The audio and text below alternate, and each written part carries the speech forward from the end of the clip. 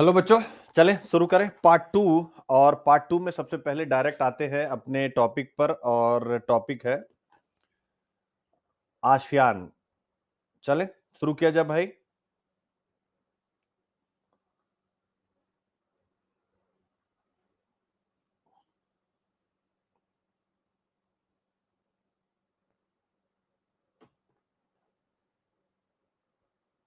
आवाज आ रही है? एक बार बच्चे कंफर्म करें। और पूरा कंटेंट रेडी है। पीडीएफ तो थोड़ा कम समय लगेगा, और 5 बजे से मुझे भी छठ पूजा में जाना है, तो वहां से चीजों को अपन बढ़िया ढंग से आगे बढ़ा लेंगे। क्या हो गया भाई, ये हिल क्यों गया है? ओहो, क्या हो गया? ये लिखने में क्यों दिक्कत हो रही भाई? चलो कोई नहीं, इसको काटो।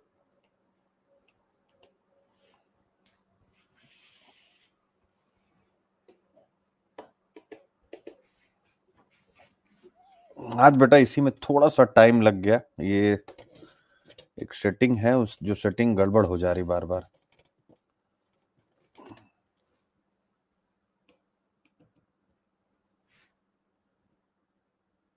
इसी वजह से थोड़ा सा टाइम लग गया है।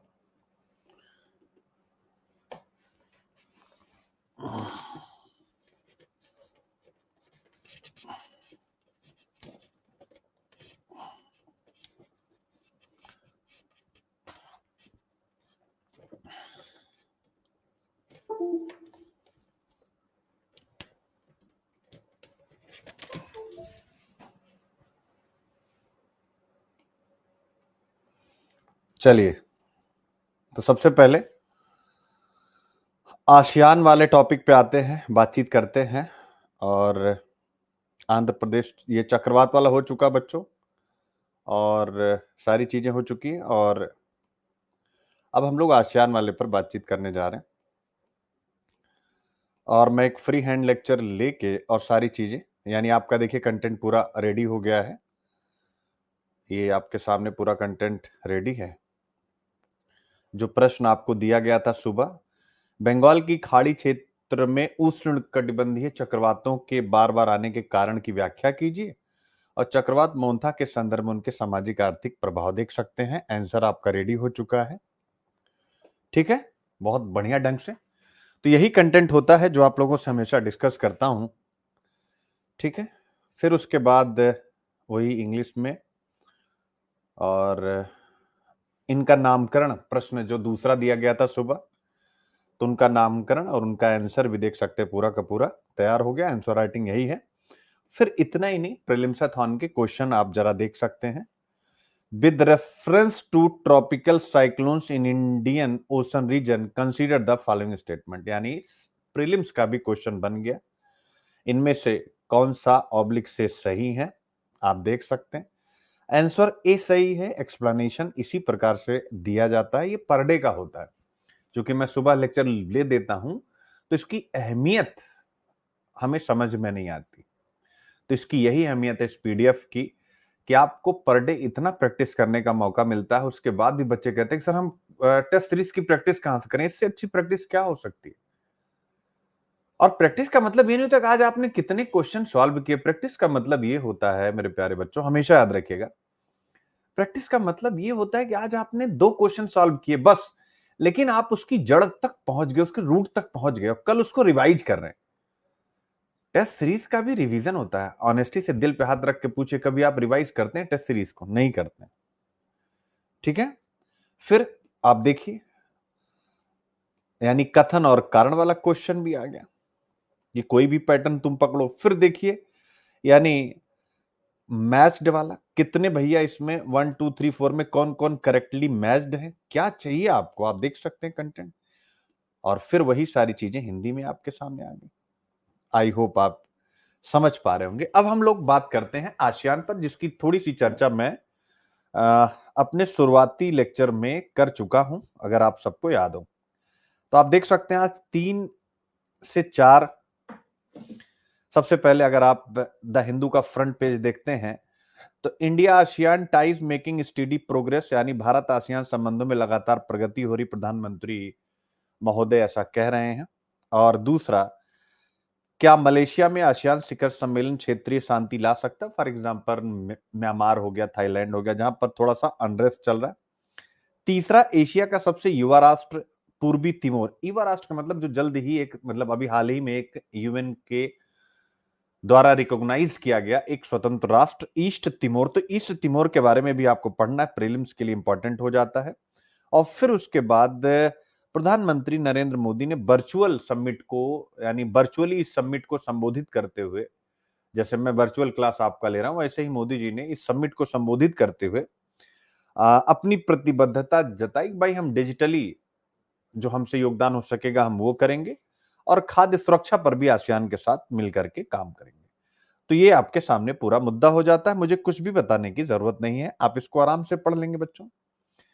तो सिंपल सी बात है, हम बात करने जा रहे हैं। सबसे पहले मैं डिस्कस कर दूं पूरे टॉपिक की, फिर आईक्यू आईपी करा दूंगा और फिर कंटेंट आपके पास आ ही जाता है। तो मेरे प्यारे बच्चों, हम आज बात करने जा रहे हैं उस संगठन की जिसने क्षेत्रीय शांति और सहयोग की परिभाषा बदल दी है, और बिल्कुल सही है। यानी आसियान को सबसे सफल रीजनल ऑर्गेनाइजेशन यानी क्षेत्रीय संगठन के रूप में माना जाता है। तो एक बार आप जरा सिलेबस देख लीजिएगा। ये देखिए, क्षेत्रीय जीएस पेपर 2 आईआर, हालांकि ये मैं शुरुआत में ही बता चुका हूं, बार बार रिवाइज करने की जरूरत नहीं होती, आप सबको पैटर्न पता है। तो क्षेत्रीय, तो आसियान ऑब्वियस है, इसने क्षेत्रीय शांति और सहयोग की परिभाषा बदली है। यानी इस प्रकार का संगठन, इतना सक्सेसफुल संगठन किसी भी क्षेत्र में देखने को नहीं मिलता। तो आसियान की बड़ी महत्वपूर्ण भूमिका है इस रीजन में। और आसियान यानी association of south east Asian Nations, और स्वाभाविक है हमारा विषय होगा, हम चूंकि आप जब सिलेबस को देखते हैं तो क्या लिखा गया, देखिए, क्षेत्रीय समूह और भारत से संबंधित या भारत के हितों को प्रभावित करने वाले करार। यानी हमको इंटरनेशनल रिलेशन में जो भी पढ़ना है वो भारत के एंगल से हमें देखने की जरूरत होती है। बाकी ये सब आप कहेंगे सर क्यों लगाते हैं, ऑब्वियस है, चूंकि इसमें विभिन्न देश की नीतियां होती हैं, तो विकसित विकासशील देश की नीतियों वाला यूनिट भी लगा दिया जाता है। और इस प्रकार के आसियान क्या है भाई, एक फ्री ट्रेड ब्लॉक भी है। भले हम उसका हिस्सा नहीं है, जो आरसीईपी के नाम से जाना जाता है, लेकिन उसका इकोनॉमी में रोल है। तो ऑब्वियस, और आसियान का इंडिया की इकोनॉमी में रोल है, दोनों चीजें, इसलिए इकोनॉमिक यूनिट भी यहां पर लगा दी जाती है। और अगर यह संगठन म्यांमार में शांति की स्थापना में महत्वपूर्ण भूमिका निभाता है, जो कि कोशिश हुई है, तो यह अंतर्राष्ट्रीय संबंधों में नैतिकता का भी एक उदाहरण है। इसलिए यह सिलेबस भी यहां पर अंतर्राष्ट्रीय संबंधों में नैतिक मुद्दे की दृष्टि से लगा हुआ। ठीक है, ए से और प्रीलिम्स तो हर जगह आप जैसा चाहेंगे उसको यूज कर पाएंगे। ठीक है मेरे प्यारे बच्चों, अब हम यहां से पीछे जाते हैं। तो आसियान, और स्वाभाविक है हमें पढ़ना क्या है, भारत आसियान संबंध, सिंपल से। तो इंडिया और आसियान का रिलेशन, इनका संबंध हमें पढ़ना यूपीएससी की निगाह से। करंट में चर्चा आप सबको पता है कि मलेशिया की राजधानी कुआलालंपुर में 22वां प्रीलिम्स के लिए भी याद रखिएगा, यानी 22वां शिखर सम्मेलन आयोजित हुआ, जिसमें प्रधानमंत्री नरेंद्र मोदी जी ने जो स्टेटमेंट दिया था, मैंने आपको बताया था कि even in this era of uncertainty, यानी अनिश्चितता के इस दौर में जो ग्लोबल ऑर्डर भी अनिश्चित है, इंडिया आसियान की पार्टनरशिप क्या है, is the foundation for global stability. ये केवल भारत और आसियान में स्थिरता नहीं लाएगा, ये वैश्विक स्थिरता लाएगा। यानी उनका यह स्टेटमेंट दिखाता है कि भारत के लिए आसियान की कितनी इंपॉर्टेंस है। ठीक है, कुआलालंपुर में बैठक हो गई, आपको बताने की जरूरत नहीं, सब लिखा हुआ। तो कुआलालंपुर में जो बैठक हो रही है, ऑब्वियस है, अब आप अगर आगे बढ़ते हैं यहां पर, तो आगे बढ़ने के बाद आपको क्या पढ़ने को मिलता है, अगर मैं, ठीक है, आप देख सकते हैं। ठीक है, आप देख सकते हैं मलेशिया 2025 यानी कुआलालंपुर। तो कौन से मुद्दे चर्चा में रहे, तो ऑब्वियस है मेरे प्यारे बच्चों, पहला मुद्दा यहां पर जो चर्चा में रहा है वो म्यांमार का गृह युद्ध रहा है, म्यांमार का क्राइसिस रहा है। 2021 में आप सबको पता है सैन्य तख्ता पलट हो गया था। 2021 में सैन्य तख्ता पलट होने के बाद हिंसा लगातार बढ़ी है। और इसी हिंसा को रोकने के लिए उस समय आसियान ने एक 5 पॉइंट प्लान दिया था, जो आपको यहां लिखा हुआ है, इसमें 5 पॉइंट प्लान दिया था, पर यह लागू नहीं हो पाया। ठीक है, क्लियर है। अब इस बार कहा गया कि भाई पहले शांति स्थापित करो जल्द से जल्द और फिर वहां चुनाव कराओ जिससे लोकतांत्रिक सरकार आए। तो उसकी एक भूमिका यहां पर इस रूप में देखी गई। बस इतना ही। अब वो तो म्यांमार में क्या होता है उनका अपना आंतरिक विषय हो जाता है, बट यहां इस प्रकार की अपेक्षा की गई। दूसरा मेरे प्यारे बच्चों, थाईलैंड कंबोडिया सीमा विवाद। आपको अच्छे से पता है, यानी आसियान के दोनों देशों के बीच में विवाद है। तो प्रीलिम्स में ऐसे भी प्रश्न कभी कभी बनते हैं कि इसमें आसियान के कौन सा अब्लिक से देश संघर्ष से गुजर रहे हैं। तो थाईलैंड कंबोडिया के अंदर भी सीमा विवाद हुआ है, जिसमें कई लोगों की मृत्यु हो चुकी है, लगभग 40 से 50। बहुत, और सबसे बड़ी बात है लाखों लोग विस्थापित हुए। तो ऐसे में मलेशिया और अमेरिका ने मिलकर एक समझौता तैयार किया है, कुआलालंपुर एकॉर्ड। क्या? कुआलालंपुर, जैसे अब्राहम एकॉर्ड था मिडिल ईस्ट में इजराइल और कुछ मिडिल ईस्ट के देशों के बीच, खासकर यूएई के साथ अमेरिका के नेतृत्व में, सेम वैसा ही आप यहां पर भी देख सकते हैं। तो दूसरी चीज जो चर्चा है वो आर्टिकल की है। तीसरा, ईस्ट तिमोर, यह 2002 में स्वतंत्र हुआ एक देश था, आप सबको पता है मेरे प्यारे बच्चों। अब आसियान का 11th मेंबर बन गया। इसके पहले 10 मेंबर थे, तो ऑब्वियस है आपको 10 मेंबर कौन है ये भी प्रीलिम्स में पूछ चुका है, 11th कौन है ये पूछा जा सकता है। 11वां सदस्य बना, और इसके प्रेसिडेंट कौन है ईस्ट तिमोर के, बड़ा महत्वपूर्ण है, क्योंकि जो इसके प्रेसिडेंट है वो नोबेल पीस प्राइज भी जीत चुके हैं, जोसे रैमसो होटा। उनका भी नाम आपको यहां पर पढ़ने को मिल जाएगा, परेशान नहीं होना। भारत की तरफ से इस सम्मेलन में 3 महत्वपूर्ण बातें रखी गई हैं। पहला, मैंने आपको मॉर्निंग में ही डिस्कशन में बता दिया था, और वो था कि 2026 को आसियान और India year of maritime cooperation रखा गया है, यानी भारत और आसियान के बीच समुद्री सहयोग का वर्ष 2026 को डिसाइड किया गया है। प्रीलिम्स के लिए भी महत्वपूर्ण है, मेंस के लिए भी इसके मायने, जिस पर मैंने क्वेश्चन बनाए हुए हैं। डिजिटल समावेशन पर मिलकर के काम करेंगे और खाद्य सुरक्षा पर साझा योजनाएं बनाई गई हैं। 3 ही चीजें आपको ध्यान में रखनी।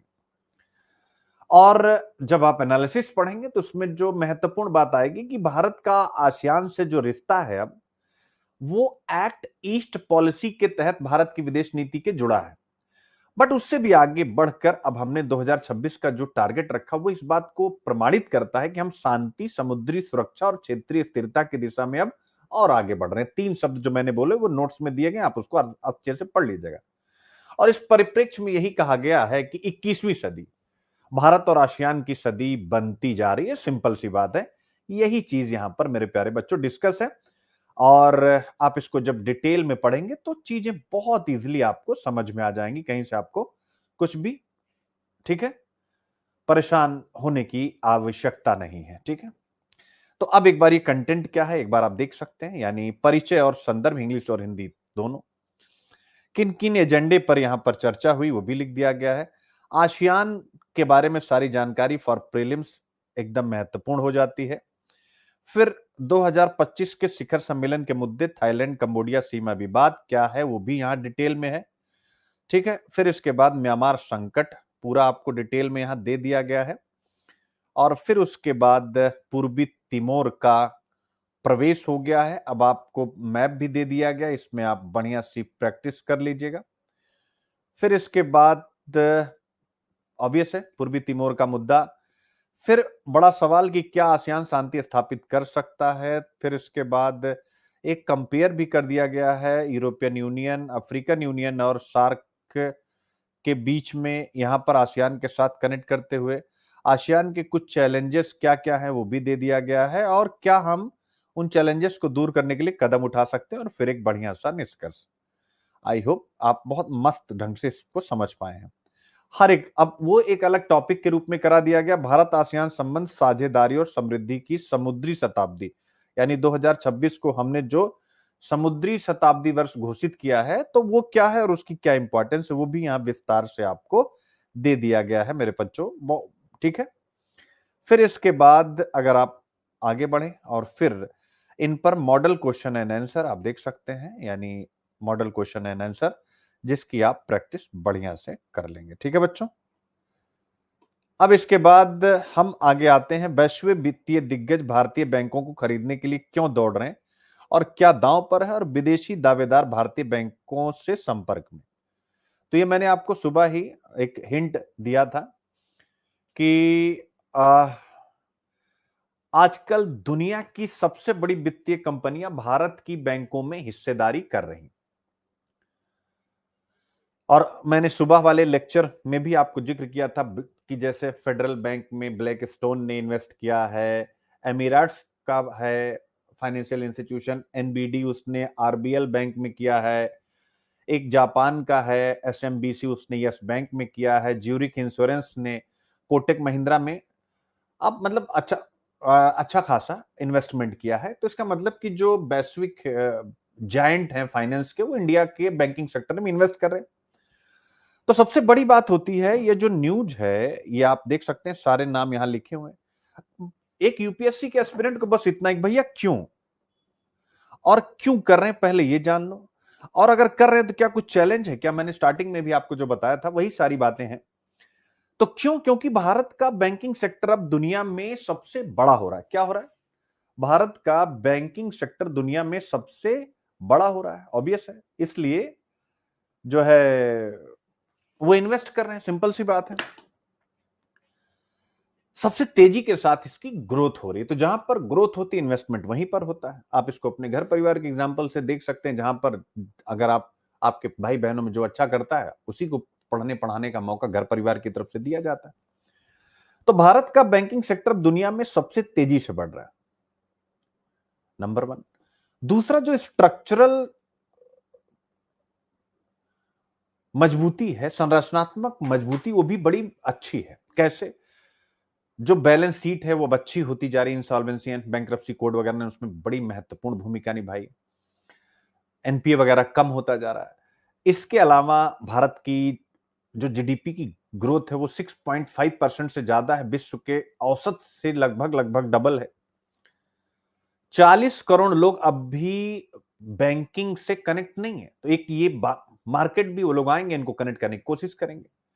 तो ये तीन रीजन सबसे मजबूत रीजन है क्यों लोग आ रहे हैं। और चौथा रीजन है बच्चों की, जो यूपीआई की सक्सेस है हिंदुस्तान में, यूपीआई जो हम और आप पेमेंट कर रहे हैं, और जो डिजिटल बैंकिंग ने भारत में स्थान प्राप्त किया है, इसने भारत को फाइनेंशियल इनोवेशन की एक लैब बना दिया है, वित्तीय नवाचार की प्रयोगशाला बना दिया है। विश्व देखना चाहता है कि यार ऐसा कैसे हो सकता है, जितना डिजिटलाइजेशन आपके यहां है, क्या अमेरिका में है, आप चिंतन करके बताइए। ठीक है, तो ये 4-5 रीजन रहे हैं जिसकी वजह से लोग हमारे पास आ रहे हैं। अब आता है कि अगर आ रहे हैं तो ये ट्रस्ट दिखाता है कि इंडिया पर वो इन्वेस्ट करने आ रहे हैं, उनका ट्रस्ट है, उनका विश्वास है। बट भरोसे के साथ एक मुद्दा आता है नियंत्रण का, कि भाई कहीं ऐसा ना हो वो पैसा लगा रहे कंट्रोल कर ले।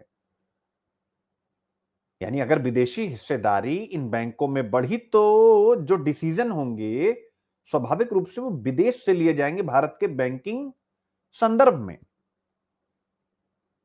तो इसके प्रति एक चिंता यहां पर व्यक्त की गई है।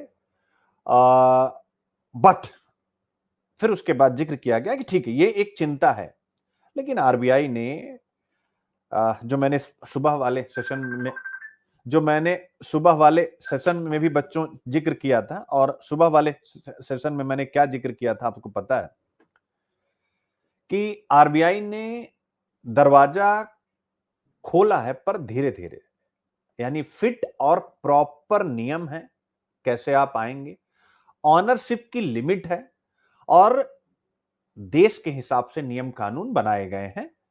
तो स्वाभाविक रूप से जो हमारा एक डर है, उस डर को आरबीआई ने अपनी सख्त नीति से दूर किया है।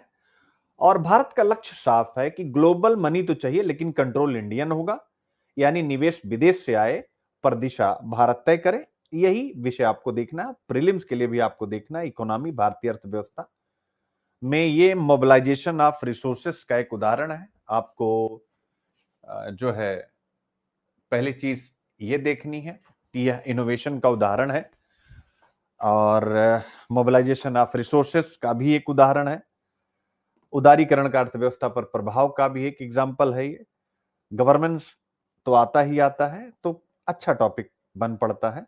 और वही सारी चीजें यहां पर डिटेल में आपको दे दी गई हैं, आप देख सकते हैं इन डिटेल। जो मैंने आपको समझाया वही चीज यहां पर डिटेल है, यानी परिचय, संदर्भ और महत्व, भारत का बैंकिंग क्षेत्र कैसे समय के साथ बदला है, आज का बैंकिंग क्षेत्र कैसा है, ठीक है ना। तो ये कैसे वो मजबूत हुआ, जितने भी नियम कानून है वो सारी चीजें कैसे बेहतर ढंग से चल रही हैं, तो वो सारा का सारा पूरा डिटेल है। इसको आप पढ़ेंगे और आप बढ़िया ढंग से इसको कर पाएंगे। उसके साथ जो है क्वेश्चन भी बना हुआ है जिसका आंसर आप देख सकते हैं। वैश्विक दिग्गजों द्वारा भारतीय बैंकों और वित्तीय संस्थानों का बढ़ता अधिग्रहण भारत की वित्तीय प्रणाली में विश्वास को दर्शाता है, लेकिन यह वित्तीय संप्रभुता के बारे में चिंताएं भी पैदा करता है। दोनों बातें मैंने डिस्कस कर दी और उसका आंसर भी आ गया आपके सामने, और इसकी प्रैक्टिस और प्लस आप प्रीलिम्स के लिए देख सकते हैं। With reference to the liberalisation of foreign investment in India financial sector, तो जो आपने पढ़ा वो भी यहां पर क्वेश्चन आंसर के रूप में दे दिया है, ठीक है। ठीक है, एक वो हो गया और एक कथन 1, कथन 2, कथन 3 आप देख सकते हैं। तो कितने क्वेश्चन की प्रैक्टिस हम रोज करा रहे हैं। आप लोग कहते हैं कि सर हम क्वेश्चन की प्रैक्टिस कहां करें। फिर अगला टॉपिक आता है, मानसून के बाद दिल्ली में क्लाउड सीडिंग के प्रयोग क्यों सफल नहीं हो सकते। तो क्लाउड सीडिंग क्या है, बस इतना ही आपको पढ़ना और कुछ भी नहीं, ठीक है ना। क्लाउड सीडिंग आपको इसमें पढ़ना है कि भैया क्लाउड सीडिंग है क्या, सिंपल सी बात है। प्रीलिम्स के लिए तो आप पढ़ लेंगे, बहुत बारी हम लोगों ने इस पर चर्चा किया हुआ है, क्लाउड सीडिंग क्या है और क्या करते हैं। तो क्लाउड सीडिंग मौसम परिवर्तन तकनीक का एक रूप है जिसमें वायुमंडल में कुछ पदार्थों को फैलाकर वर्षा कराई जाती है। आप सब ने इसको पढ़ा हुआ है, बताने की जरूरत नहीं। तो इसको आप प्रीलिम्स के लिए पढ़ लीजिएगा और इसमें कुछ भी नहीं है, ठीक है। देख सकते हैं प्रीलिम्स के क्वेश्चन भी बने हुए जिनकी आप प्रैक्टिस करेंगे। क्लाउड सीडिंग, तो भारत में क्लाउड सीडिंग के प्रयोगों के संदर्भ में कौन से कथन सही हैं, कौन सा सही है, और फिर उसके साथ सारी चीजें दी गई हैं। फिर कथन 1, कथन 2, कथन 3 भी आपको दिया गया है, आप देख सकते हैं। और कौन मैच है वो भी आपको करा दिया गया है, ठीक है। तो बहुत आसान है, इसमें कुछ भी आपको बहुत ज्यादा पढ़ने की जरूरत नहीं, केवल प्रीलिम्स के लिए पढ़ेगा और कुछ भी नहीं। मेंस का सिलेबस हम एग्जाम्पल के लिए केवल लगाते हैं कि आप उसको कहीं पर भी पर्यावरण और उससे रिलेटेड विषय लिख रहे हैं इससे या कहीं पर भी, तो आप उसको obvious as a example use कर सकते हैं। That's it. इसके अलावा इसमें बहुत ज्यादा खोपड़ी लगाने की जरूरत नहीं। बच्चों ये बड़ा अच्छा एक टॉपिक है आज का द हिंदू का, द कंटूअर्स ऑफ कॉन्स्टिट्यूशनल मोरालिटी, संवैधानिक नैतिकता की रूपरेखा। आपको याद होगा यूपीएससी ने जो प्रश्न पूछा था, उस प्रश्न में 2 प्रश्न अभी तक यूपीएससी पूछ चुका है कॉन्स्टिट्यूशनल एथिक्स पर, और दोनों में आपसे पूछा, एक जीएस पेपर 2 में अगर आपको याद हो और एक जीएस पेपर 4 में संवैधानिक नैतिकता। दोनों में आपको लिखना था सुप्रीम कोर्ट के निर्णय के द्वारा किस प्रकार से संवैधानिक नैतिकता को आगे बढ़ाया गया, पूछा गया था। बोलिए भाई, पूछा गया था कि नहीं पूछा गया था। अच्छा बच्चों, ये तो नहीं लग रहा कि मैं थोड़ा स्पीड से चल रहा हूं, क्योंकि टॉपिक में जितनी जान है उसी हिसाब से चला जाता है, आपको पता है। एक बार मुझे बताएं, ऐसा तो नहीं लग रहा स्पीड से चल रहा हूं, अगर ऐसा लग रहा हो तो फिर स्लो हो जाता हूं, ठीक है। ठीक है, मतलब एक बार सब बच्चे बताएं।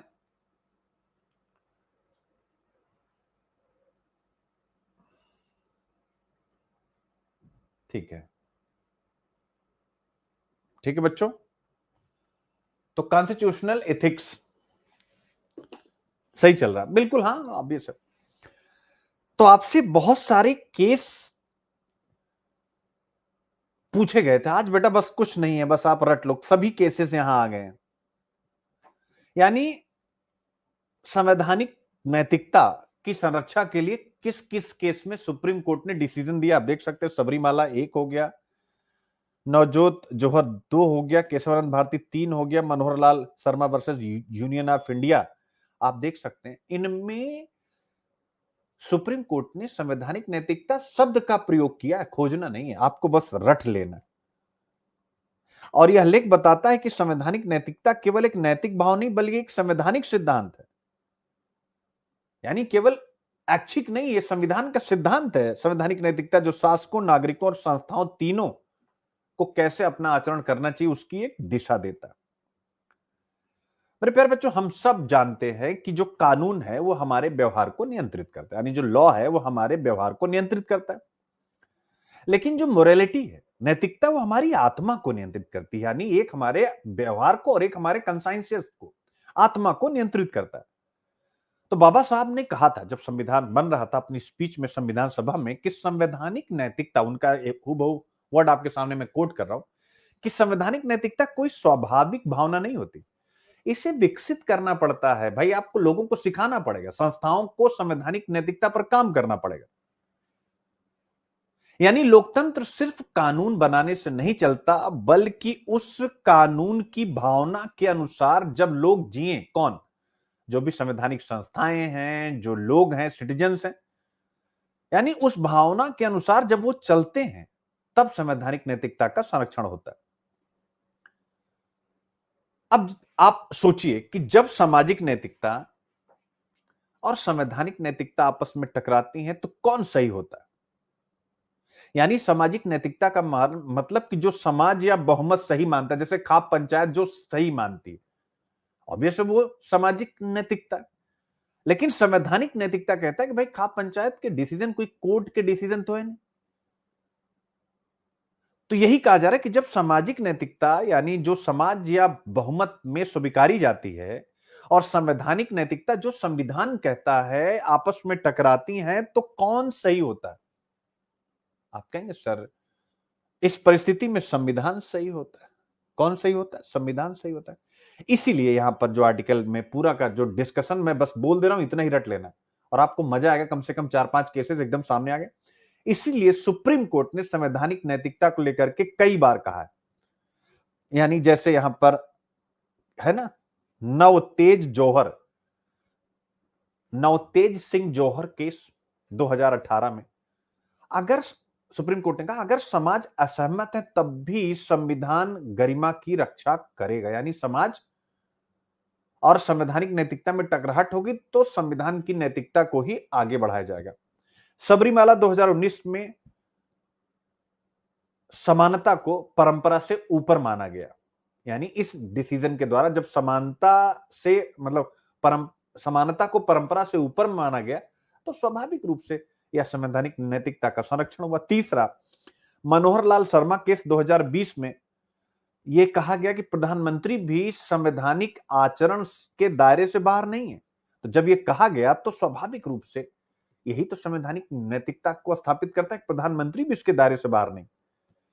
यही बात यहां डिस्कस की गई और कहा गया कि इसलिए संवैधानिक नैतिकता सिर्फ न्यायाधीशों की जिम्मेदारी मेरे प्यारे बच्चों नहीं है, ये हर नागरिक की, यानी हमारी आपकी, हर नेता की, हर एमपी एमएलए और जो भी नेता होते हैं और हर संस्था यानी सेंटर और स्टेट और लोकल बॉडीज की जितनी भी संस्थाएं, इन सब की जिम्मेदारी है। इसका मतलब संवैधानिक नैतिकता का मतलब है ईमानदारी, ऑनेस्टी, इंटीग्रिटी, सत्यनिष्ठा, अकाउंटेबिलिटी, जवाबदेही और समानता यानी इक्वलिटी के मूल्यों का पालन करना।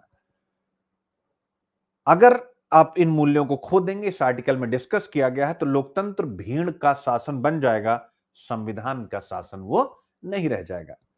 इसीलिए इसमें कहा गया है कि याद रखिए संवैधानिक नैतिकता वही आत्मा है जो भारतीय लोकतंत्र के शरीर को जीवित रखती है।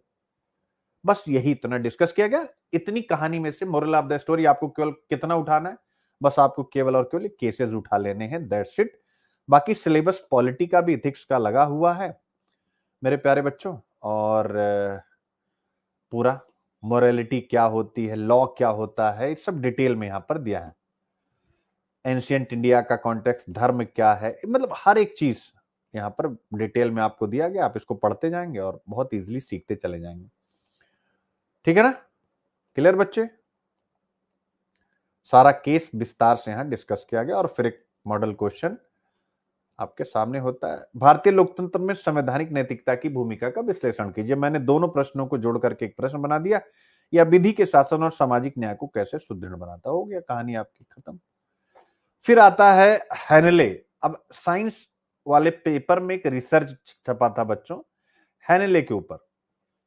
अब इसको मैं यहीं समझा देता हूं क्या है। मेरे प्यारे बच्चों, आप सब जरा सोचिए, एक ऐसी जगह जहां रात का आसमान इतना साफ है कि आप मिल्की वे यानी आकाशगंगा की हर चमकती तस्वीर और हर चमकती लकीर को अपनी आंखों से कैद कर सकते हैं, देख सकते हैं।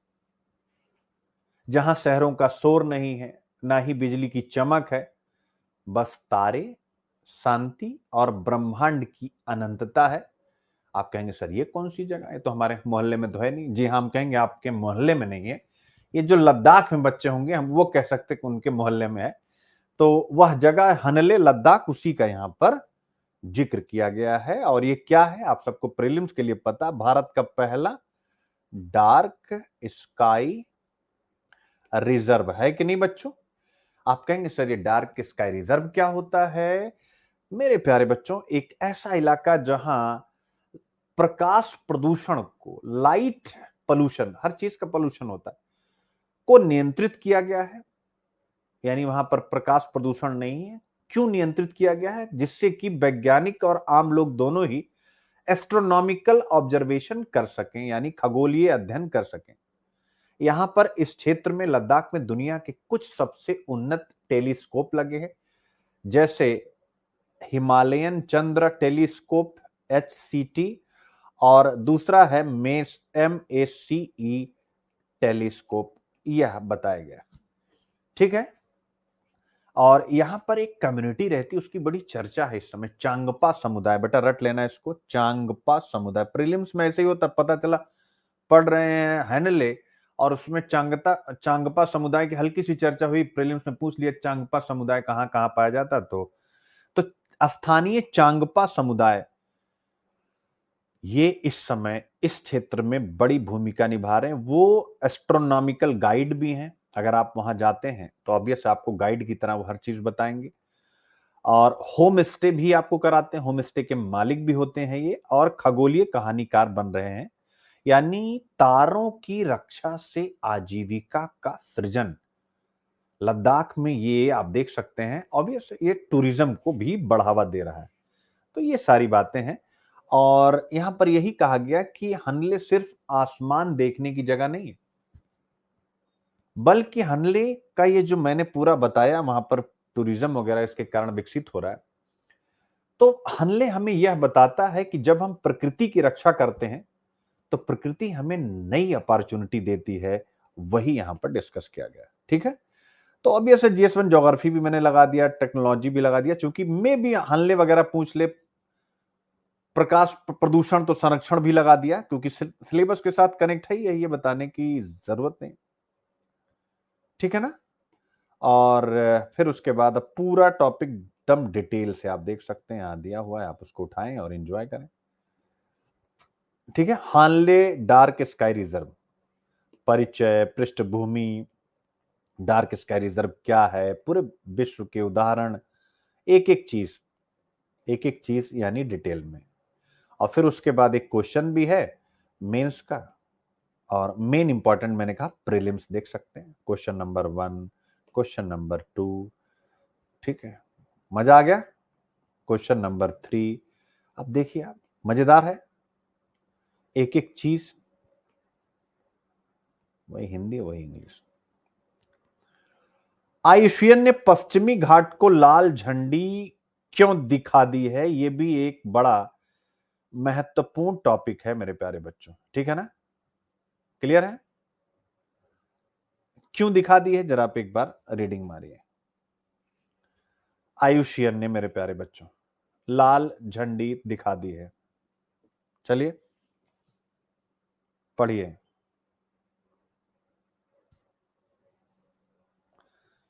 प्रीलिम्स के लिए अच्छा टॉपिक है।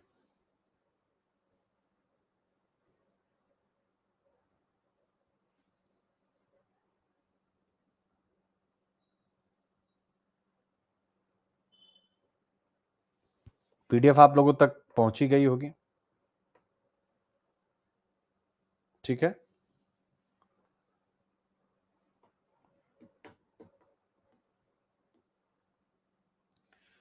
तो प्रीलिम्स और मेंस सभी के लिए बस एक ही पॉइंट है कि IUCN ने पश्चिमी घाट जो आपका है, यानी ये पूर्वी घाट हो गया ये, और ये हो गया हमारा पश्चिमी घाट। तो पश्चिमी घाट को रेड फ्लैग किया है, यानी लाल झंडा दिखाया है। अब इसको कैसे समझते हैं? इसके लिए मैं आप लोगों से एक प्रश्न पूछता हूं कि क्या आपने कभी सोचा है कि जो वेस्टर्न घाट हमारी बायोडायवर्सिटी की रीढ़ है, अब उन्हें अंतरराष्ट्रीय खतरे की श्रेणी में क्यों रखा गया है? तो आप कहेंगे सर हमें नहीं पता। हम कहेंगे हम बताते हैं। ये जो संस्था है IUCN, जिसका फुल फॉर्म लिखा है international union for conservation of nature, ने अपनी हाल में जो वर्ल्ड हेरिटेज आउटलुक रिपोर्ट है, उसमें भारत के 3 प्रमुख प्राकृतिक स्थलों आप देख सकते हैं। कौन कौन सा? एक हो गया वेस्टर्न घाट, ठीक है ना। दूसरा हो गया असम का मानस नेशनल पार्क, और तीसरा हो गया बंगाल का सुंदरबन। को प्रीलिम्स के लिए एक शब्द याद रखिएगा, सिग्निफिकेंट कंसर्न कैटेगरी में रखा है। सिग्निफिकेंट यानी गंभीर चिंता के क्षेत्र हैं। अगर इनका संरक्षण नहीं किया गया तो यहां की जो बायोडायवर्सिटी उसको नुकसान हो जाएगा। अब मुझे बताओ प्रीलिम्स का कंटेंट यहीं खड़ा हो गया कि नहीं आके आपके पास, कि कौन कौन से सिग्निफिकेंट कंसर्न के रूप में IUCN के द्वारा घोषित किए गए। 3 हो गए। तो आपके मन में फिर प्रश्न आ गया कि सर ये किस आधार पर घोषित किए गए हैं? तो ऑब्वियस है, यानी और ये प्रश्न मैं कहता हूं कि इन तीनों का नाम हटा दे, UPSC आपसे पूछ ले कि सिग्निफिकेंट कंसर्न किसी भी बायोडायवर्सिटी के संरक्षण स्थल को क्यों दिया जाता है, यानी तीनों का नाम हटा दे, केवल सिग्निफिकेंट कंसर्न, तो वो भी आपसे पूछ सकता है। तो ये अगर आप जान लेते हैं क्यों इनको रखा गया, तो दोनों प्रश्नों को उत्तर आप लिख सकेंगे, यानी प्रीलिम्स में टिक मार सकेंगे। 4 कारण इस रिपोर्ट में बताए गए। पहला कारण क्लाइमेट चेंज स्वाभाविक है। दूसरा कारण टूरिज्म का प्रेशर, और तीसरा कारण इन्वेसिव एलियन स्पीसीज, यानी बाहर की आक्रामक प्रजातियां आ रही जो स्थानीय प्रजातियों को नुकसान पहुंचा रही हैं। अरे वैसे जैसे बांग्लादेश और कहां कहां के जो भी, म्यांमार के जो भी हिंदुस्तान में आकर के जो नॉर्थ ईस्ट का पूरा भूगोल बदल रहे हैं ना, तो वो आक्रामक होते हैं, क्योंकि उनको अपना स्थान बनाना होता है जो बाहर से शरणार्थी होते हैं। सेम वही है यहां पर। तो इन्वेसिव एलियन स्पीसीज हो गई, और वही काम ये यहां पर करती हैं, यानी मानव वहां पर कर रहा है, वनस्पतियां यहां पर कर रही, और सड़कों व बांध निर्माण से वहां पर, यानी इंफ्रास्ट्रक्चर के डेवलपमेंट से जो पर्यावरण को नुकसान हो रहा है, हैबिटाट्स जो भी हैं जीव जंतुओं को, उनको जो नुकसान हो रहा है, यही यहां पर डिस्कस 4 रीजन दिया गया। अब आप कहेंगे सर एक उदाहरण के द्वारा आप समझाइए। हम कहेंगे ठीक है, चलिए बात करते हैं। तमिलनाडु के नीलगिरी इलाके को हम उदाहरण के लिए चूज कर लेते हैं। वेस्टर्न घाट पे आपको पता है, तो तमिलनाडु के नीलगिरी इलाके में जो नए हाइड्रो पावर प्रोजेक्ट और बांध बन रहे हैं सिंचाई और विद्युत के लिए, वहीं अगर आप देखें तो एक इन्वेसिव प्रजाति है अकासिया, जिसका नाम अकासिया, नोट्स में आपको मिलेगा, विदेशी झाड़ियां और स्थानीय पेड़ों को खत्म करने। और इधर अगर सुंदरबन को आप देखेंगे तो वहां पर समुद्री जल का खारापन और बार बार आने वाला चक्रवात टाइगरों और मैंग्रोव्स दोनों के लिए खतरा बन गए। तो ऑब्वियस है IUCN की यह रिपोर्ट एक चेतावनी है, लेकिन ये इसे हम केवल चेतावनी नहीं मान सकते। ये एक हेल्थ रिपोर्ट है, और हमारे प्राकृतिक धरोहरों की हेल्थ रिपोर्ट है, जो कहती है कि अगर अब नहीं संभले तो हमारी प्राकृतिक संपदा सिर्फ किताबों में रह जाएगी। सिंपल सी बात है। तो यही कहा गया कि भाई विकास जरूरी है, पर प्रकृति की कीमत पर नहीं। यानी आर्टिकल में जो अंतिम निष्कर्ष है, सतत विकास का अर्थ यही है कि नेचर और नेशन दोनों साथ चलें। एक शब्द मैंने दिया, मजा आया, सतत विकास is equal to sustainable development is equal to nature and nation. यानी अगर कोई आपसे पूछे सस्टेनेबल डेवलपमेंट गोल मतलब सस्टेनेबल डेवलपमेंट क्या है, तो आप लिखिएगा SD, यानी sustainable development is equal to nature plus nation. बस मजा आया बच्चों, क्योंकि पहली बार आपने यह शब्द बढ़िया से समझा, सुना, बात खत्म। फिर उसके बाद अब हम अगर यहां से आगे बढ़े, वही चीज यहां पर बहुत डिटेल में दे दी गई, जिसको आप खूब बढ़िया से पढ़ेंगे, ठीक है ना, विस्तार से हर एक, और फिर प्रीलिम्स के ढेर सारे क्वेश्चन का आंसर करेंगे। यानी प्रश्न नंबर 1, फिर इसके बाद प्रश्न नंबर 2, और उसी प्रकार के जिस प्रकार से UPSC बनाता है, कोटा पूरा करने वाला हमारा काम नहीं है। क्वेश्चन नंबर 3, और ये पर डे मिलता है, आप देख सकते हैं। ठीक है, ये हो गया आपका। ठीक है, तो ये सारी चीजें हो गई। अब आज है सोमवार, तो स्वाभाविक रूप से थोड़ा सा कोर्सेस के बारे में आपको बताना मेरा कर्तव्य है। जो भी यूपीएससी की तैयारी करना चाहते हैं, आप, ये सारे कोर्सेज हैं, आप यूपीएससी की तैयारी हमारे साथ कर सकते हैं। हमारा कॉन्टैक्ट नंबर और ये हमारा लर्निंग ऐप है। उम्मीद करता हूं आप सबको पसंद आएगा। ये जो हमारा प्रीलिम्स का अभियान चल रहा है, उसका हिस्सा जरूर बनिए। Thank you so much. अब मिलते हैं कल सुबह ठीक 9 बजे, यानी कल ठीक 9 बजे मैं आपसे मिलूंगा। Thank you so much. अब मैं भी जाता हूं, छठ पूजा में एक निमंत्रण है, वहां पर थोड़ी आराधना का हिस्सा बन लेता हूं, और आप सबको भी छठ पूजा की शुभकामनाएं, और सरस्वती मां आप सब पर अपना आशीष बनाए रखें। थैंक यू सो मच बच्चों।